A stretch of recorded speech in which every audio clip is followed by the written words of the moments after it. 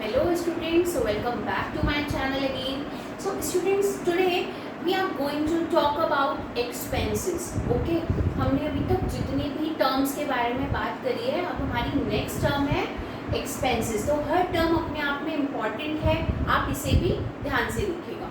Okay, so let's start. So भाई अब आपका एक्सपेंसेस क्या होते हैं? एक्सपेंसेस मतलब सबको पता है खर्चे होते हैं.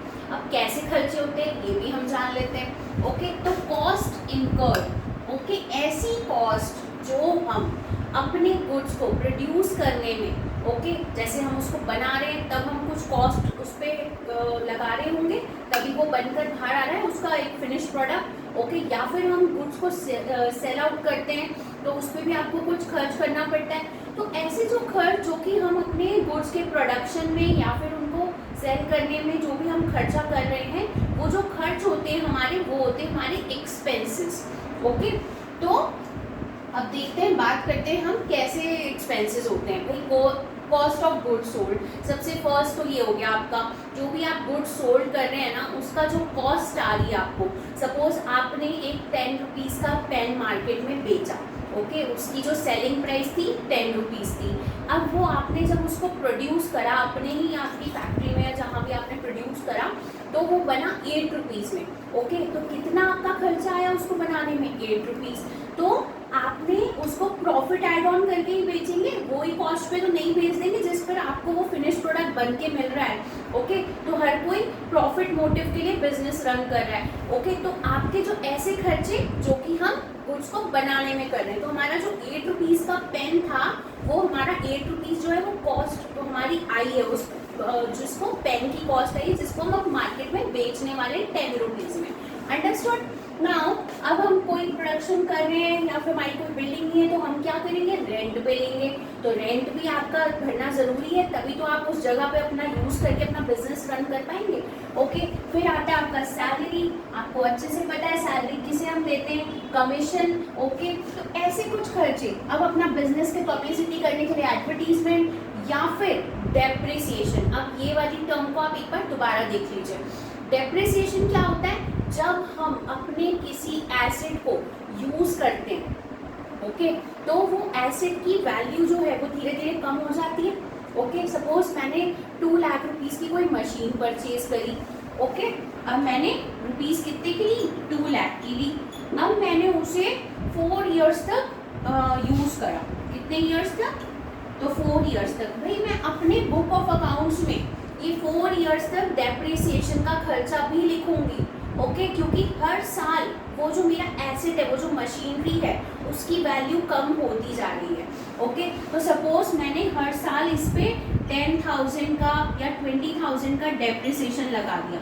ओके, ये जो बेटा होता है ना, ये खर्चा हम अपनी एस्टिमेशन से करते हैं. ओके, ये हमारा कोई फिक्स नहीं होता, हर किसी का एक अलग एस्टिमेशन होता है कि आपकी जो यूज़फुल लाइफ होती है कि भाई ये मशीनरी आपकी 10 इयर्स तक चलेगी, तो उस हिसाब से हम उसका एक हर साल का एक खर्चा निकाल लेते हैं कि इतनी वैल्यू उसकी कम होती जा रही है, डेप्रिशिएट होती जा रही है.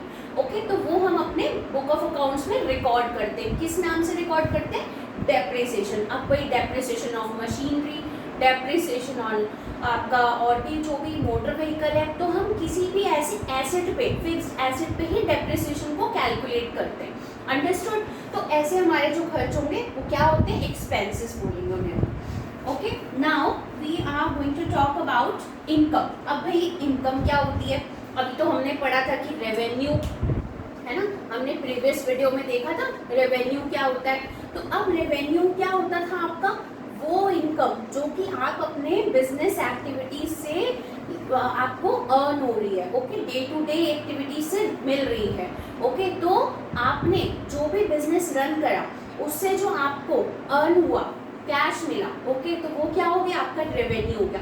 पर इनकम जो होती है ना, वो आपकी रेवेन्यू से डिफरेंट होती है. अब भाई इनकम भी बात तो वही हुई, सेम चीज़ आपको टर्म्स लग रही होंगी, बट इसमें एक बहुत छोटा सा डिफरेंस होता है. ओके, सो लेट्स स्टार्ट कि होता क्या है ये difference. Income is different from revenue. ये हमें अभी आपको बता दिया कि रेवेन्यू से डिफरेंट होता है. अब क्यों डिफरेंट होता है? तो देखिए बेटा, amount receive from sale of goods is called revenue. जो भी आप अपना सामान बेचते हैं ना, उससे आपको जो इनकम मिलती है वो होता है आपका रेवेन्यू. ओके, और अगर आपने कोई उस सामान को बनाने में जो भी खर्च किया है वो क्या होता है, एक्सपेंस, जो हमने अभी पढ़ा। ओके, और रेवेन्यू और एक्सपेंस का जो डिफरेंस होगा वो होता है आपका इनकम। ओके, सपोज मैं यहाँ पे एक फॉर्मूला लिख रही हूँ इनकम का, ये आप ध्यान से देखिएगा। ओके, इनकम कैसे निकलती है हमारी, रेवेन्यू माइनस एक्सपेंस। अभी मैंने आपको पेन का एग्जांपल दिया था, ठीक है, कि सपोज मैंने अपना मार्केट में 10 रुपीज़ का एक पेन बेचा, तो मेरा 10 रुपीज़ तो क्या हो गया, रेवेन्यू हो गया। बट मैंने उसको जब बनाया था तो मेरी कॉस्ट कितनी आई थी, 8 रुपीज़ आई थी, तो बचा कितना, ₹2। तो मुझे इनकम कितनी मिली उस पर पेन पे, उस पर यूनिट पे, 2 रुपीज़। तो ये जो आपके 2 रुपीज़ है ना, ये आपकी इनकम है। Okay, understood.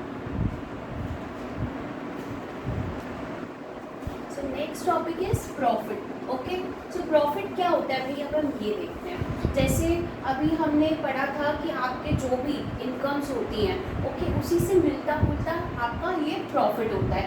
ओके, तो आपके जो भी टोटल रेवेन्यूज होंगे और टोटल एक्सपेंसेस होंगे, जब उसका आप डिफरेंस निकालते हैं अकाउंटिंग पीरियड का, मीन्स आपके टोटल रेवेन्यू एंड टोटल आपके एक्सपेंसेस, ओके, जितने भी आपने अकाउंटिंग पीरियड में करे हैं, उसको जब आप टोटल को निकालेंगे, उनका डिफरेंस निकालेंगे, तो आपको क्या मिलता है, आपका प्रॉफिट मिलता है। ओके, और जो ये प्रॉफिट होता है ना बेटा, ये आपका जो ओनर होता है, इससे वो ज़्यादा से ज़्यादा इन्वेस्ट कर सकता है।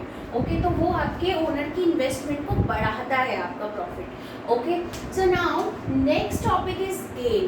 ओके, अब गेन क्या होता है, तो जैसे हम लोग कभी भी कोई भी अपना कोई फिक्स्ड एसेट बेचते हैं, ओके, तो अब हम ये रोज़ तो नहीं करते।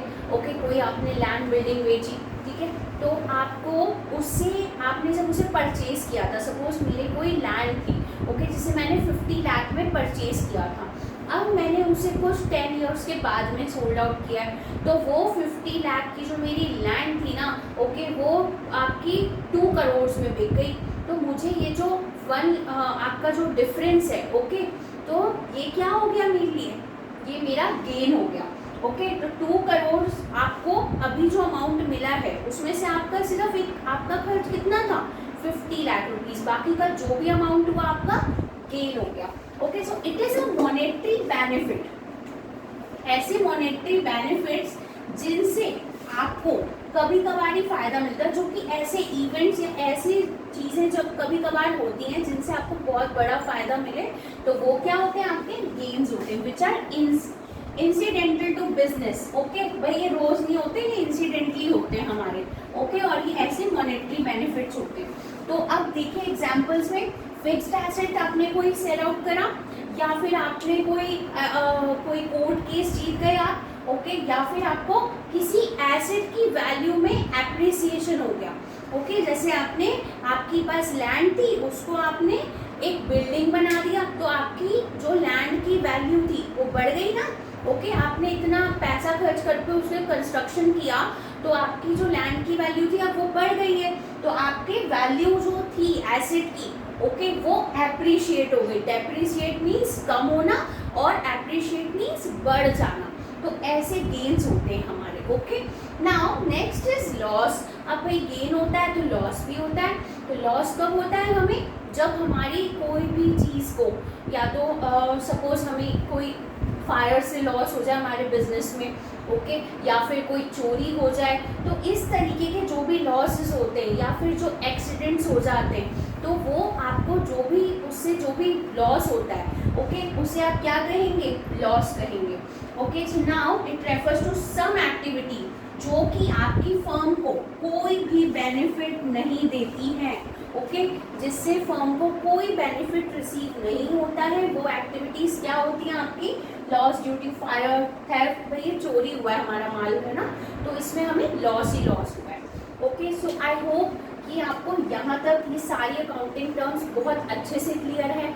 और अगर आपको फिर भी कोई प्रॉब्लम है तो आप प्रीवियस वीडियोस में जा सकते हैं, डिस्क्रिप्शन में आपको सारे लिंक्स मिल जाएंगे। Thank you for watching.